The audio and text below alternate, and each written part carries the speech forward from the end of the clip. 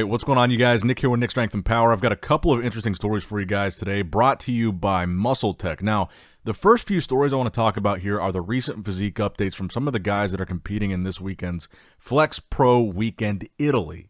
Now, these are guys that are show-winning bodybuilders, but we've been talking about the same couple guys, the same 3 or 4 guys, Blessing, Regan, Nathan. I want to show you guys some of the guys that we haven't talked as much about, but are going to be very competitive guys in this lineup, the first being the French bodybuilder Theo Leguerrier. Now, Theo last year won the Europa Pro, which is the same show that is a week after this Italy Pro. So he recently won a show, he recently qualified for the Olympia, so he's got to be considered one of the favorites in this lineup, despite the fact there's lots of guys that have won shows in the past year or so competing in this Italy show. Now, Theo's conditioning here looks pretty insane. He looks like he's really sharp here. He's not going to be the biggest guy in this lineup, but he looks to me like he has put on some size since the last time that we saw him in 2022. He looks ripped. He looks vascular. He's a pretty aesthetic bodybuilder, actually, but I think the fact that he's a recent show winner puts him in the top of that conversation as far as being a first call-out guy, despite the fact that we haven't talked much about him because you got these bigger names like Blessing, Regan, Nathan.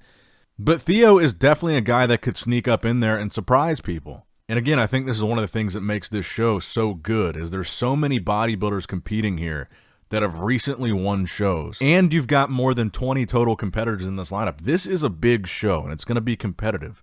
Now, another guy that's competing in this show that really recently won a show, Roman Fritz, who just won the Big Man Weekend not that long ago. That was one of the more recent pro shows. So he's already qualified for the Olympia this year. Roman Fritz, known for his conditioning, he posted this update on August 30th. And he had the caption on this update that he is 8.5 weeks out from the Olympia. So this was before we knew he was doing the Italy show. But at the time, this would put him maybe a week and a half out from this weekend's competition. So I don't know for sure if he was initially planning on doing this show or if he jumped in at the last minute or if this is just kind of in the middle of his Olympia prep. But to me, he does look pretty conditioned here, especially in the lower body. He's known for this crazy dry striated glutes, and he's got those here. So he's clearly in shape. And again, a guy that might not be the biggest guy in this lineup, but he's a guy that's known for his conditioning. And in a lineup like this, these guys that are consistently conditioned, they can catch a bigger guy, a more popular guy, a bigger name, if that guy is slipping on conditioning. And that's where I think we've got an interesting situation here, a highly competitive situation, because you've got these guys that are not only known for conditioning, but they're winning shows. And I don't want to make that an understatement. It's not easy to win a pro show. So these are guys with show-winning pedigree and really good conditioning going against these bigger names that we're talking about. Now, another bodybuilder doing the show that qualified for last year's Olympia on points, Andrea Muzi, also known as Muzilla.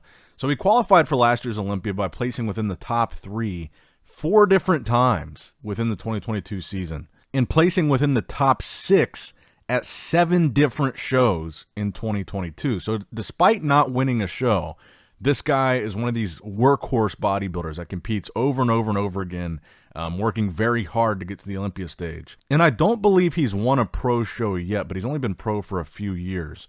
So he could be another guy that's a factor here. This recent update at 5 days out, he looks very big and very conditioned. So again, even some of the guys that we're talking about here that maybe haven't won a show, they're still really competitive guys. A guy that competed and placed in the top 6 7 times last year. Now, he did place 16th at the Olympia, which is essentially the tie for last, but so did Blessing, and we've been talking about Blessing a lot. So this is why I want to stress to you guys what a competitive show I think this is going to be, because everybody here is looking to be at their best. There's a lot of guys that have been to the Olympia stage here. There's a lot of guys that have won shows here. There's a lot of big names here. This is the first lineup in a very long time to have more than 20 competitors, probably since the Olympia.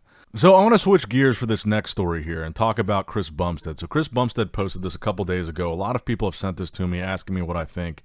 And essentially, it's a post where Chris Bumstead kind of alludes to thinking about retiring in the near future. And I thought it was interesting because this is a side of Chris Bumstead we don't usually get to see. He's not usually this vulnerable, and he's not usually saying, you know, something that was negative about his experience as Mr. Olympia. So I'm going to read you guys the post and give you guys my thoughts on it. He says, this has been one of the most challenging beginnings of prep that I've gone through, but it's far from the first time I've been tested. I've practiced enough to see it as an opportunity to be grateful for what I've been through in the past, as I am now more confident in my ability to rise to the occasion. It's an opportunity to put my awareness on how beautiful life is as a whole so I don't get stuck focusing on what's going wrong. I won't pretend like it's all optimism. It can be pretty hard on myself. I can be pretty hard on myself and spend days feeling pretty discouraged. I still spend time stressing about challenges when they arise, but that time is decreasing along with the shame of having those feelings at all. I still have times I wish they never happened, but in the end, when I've gone through all the ups and downs, the times where I'm motivated and the times I want to quit, I'll be able to look back and know I've allowed myself to feel those negative emotions, but I never submitted to them. That regardless of what happened, I woke up the next day and got back to work. There are a few things more rewarding than that. Now, this last part is the part where a lot of people took as him alluding to thinking about retiring in the near future. He says, but it's not as simple as never quitting. There will be a time where the difficult but the right choice will be to hang it up. Sometimes it's easier to stay stuck in the things making us miserable because they're comfortably familiar, or maybe we've attached our identity to it. This is when quitting is the courageous decision. To step into the unknown. Whether my heart or my body isn't in it anymore, I'm going to have to trust myself to make the right decision. That time may be soon, but it may be far. I honestly don't know. All I know is that it's not right now. So we know that Chris has had some health issues in the past, and we know that's been a reason why in the off season he kind of takes things pretty light. He cycles off of stuff, and he's very concerned about his health. And he's talked about that with the rumors of him switching to men's open bodybuilding. That was one of the reasons he said he didn't think he would ever do that, but he might. But he didn't think he would do it because of he didn't want to push his body any further than he's already pushing it for classic physique. So we know that health is a factor. He's also saying here that mentally there's a mental factor to this. I think there's a lot of pressure on Chris right now. Ramon Dino, Urs Kausinski, even Terrence Ruffin still. These rising up-and-coming guys in classic physique, they're starting to push Chris. Ramon is starting to push Chris. Terrence was pushing Chris, I think a lot closer than some people thought. Chris has had injuries. He's had health issues. He's had setbacks. I think that Chris will still do the Olympia this year, and I think that Chris will still win. I was wondering why we hadn't seen any recent updates from Chris. Like, we haven't seen any physique updates at all.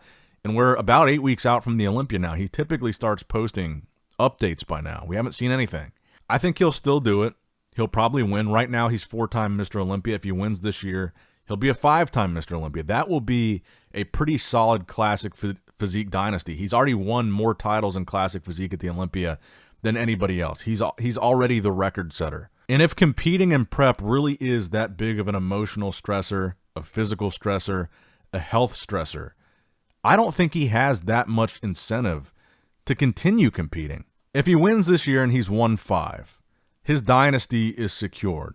I think business-wise, he makes a pretty significant amount of money. I would estimate that he makes easily over $100,000 a month from everything combined. Social media, the supplement company, the sponsorships. I would bet he's making 6 figures a month easily. At the Classic Physique Olympia, he only wins $50,000. So obviously, the financial incentive to continue competing isn't really there. I think he continues competing for his fans because he thinks that's what they want to see. And it probably is what they want to see, but the reality is nobody can compete forever. And I think, honestly, Chris has set the bar really high in classic physique, and I think he's achieved a lot. I remember making videos still when he was runner-up to Breon. And now it's been 5-6 years since then. So I've gotten to watch Chris's rise to where he is now with 18.5 million followers on Instagram. I don't think people follow him just to see him compete. I think they follow him for him. They follow him for his personality. And he's got to be one of the most recognizable, most reposted faces in the fitness industry ever. Inspirational videos and stuff all over TikTok, reels about him constantly. He himself is very active with vlogs and Instagram. I don't think at this point in his career, it will really matter for his business, for his legacy, if he competes 1 more year or 3 more years or 5 more years. He already is. He's the record setter. If Chris wins this year and gets his 5th title, I think it will take decades for someone to beat 5 in classic physique. I think he's set. And there's also the possibility that if he sees these guys that are coming up, Ramon, Terrence, he wants to go out on a win. He probably doesn't want to go out on a loss, and he can probably see that that time is coming. These guys are good, and these guys are improving rapidly. And he probably recognizes that if he continues to compete for a few more years, maybe one of those years he's going to get caught by one of these guys. I would rather see Chris healthy and successful in retirement than I would him compete for 5 more years. So I hope if he does make that decision, a lot of us support him in that. Now, let's switch gears for a little bit back to the Flex Pro weekend this weekend, because we got more videos, and these are some of the guys that we have been talking about a lot. We got a video from Blessing just 4 days out from the show. Well, he says there's both 4 and 5 days out in this video. So that's the other thing, too, is a lot of these guys competing this weekend not only look good, not only have a good pedigree of winning shows, but they're all confident. It's not very typical that at 4 days out from a show, you see half the lineup posting full posing videos because they're that confident in how good they're looking. Blessing is, and I think he should be. This is one of the best looks I think he's ever had, especially from the back. I think he looks phenomenal. I think this will be a redeeming show for him. I don't know if he's going to win the show. Like I said, we keep talking about him, how good he looks. I don't know if the lower body is going to let him down here. But I would say I don't think it's entirely out of the question that he could, even though he had a bad showing this year. I think he looks phenomenal. And I think he knows that he looks phenomenal because for the last show, he didn't post any updates for like 2 months leading up to the show. And here for this show, he's posted like 20 updates in the last 2 weeks because he knows he looks good. Now, we got a full posing video update from Nathan Diasha. I've talked about before how Nathan is the on-paper favorite here by far. He's placed the highest at the Olympia. He's got the most professional wins. And this is the most full posing video that we've seen of him up until this point. Now, I would say overall he looks good. His conditioning looks good. But I really think he looks downsized here. I don't know by how much. Maybe he just looks flat because he hasn't filled out yet or carved up. But I said this before. I think in the upper body, his arms to me, or at least one of the arms, looks atrophied. And they just look a little bit downsized from how they usually look. His chest looked a little bit downsized, a little bit flat. His legs from the side didn't really look the same from the side as how we're used to seeing them. From the front, they look really good, really separated, good size. And while I think he looks really good here, I just don't feel like I'm looking at the same Nathan that was 7th place at the Olympia a few years back.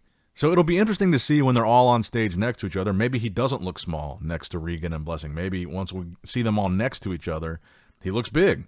But that was just my initial impression of this video, is while he looks pretty conditioned, he looks pretty sharp, he looks downsized to me, and he looks flat here, which he still has time to fill out, obviously. But that was really my honest first impression of these series of videos that have come out over the past few days this week. So I really do think we've got an extremely exciting show in store for us this weekend. If you're a bodybuilding fan, I think you should be excited right now. I'm very excited to watch this from a fan's perspective. Now, the final story that I've got for you guys today, a recent off-season physique update from Rafael Brandao, where he looks huge, significantly bigger than what we saw from him at the Olympia this past year, where he got his first top 10 finish at the Olympia, which was very impressive. It looks like he's certainly taking advantage of this offseason to put on size and make improvements, and he's not going to compete. He's not going to try to qualify for this year's Olympia, not going to try to do that. So we're not going to see him on stage until sometime in 2024. But I have a feeling when he unveils what he's been working on this offseason, because this is probably the biggest I think I've ever seen him in the offseason, he's going to bring something much more competitive and much more special to the Olympia stage when he gets back there. Because I think if he were slightly bigger at the Olympia, I think he would have cracked that top 10 and been more towards that first call out. But that's going to wrap it up for the video, guys. I hope you did, in fact, enjoy it. Make sure you like the video. Leave a comment down below about what you thought about these stories. Subscribe to the channel, all that good stuff. Thank you to MUSCLETECH for sponsoring this channel and this video. Check out their products, link and code in the description box below. And as always, I love you guys. I appreciate you guys. Nick Strength and Power signing out.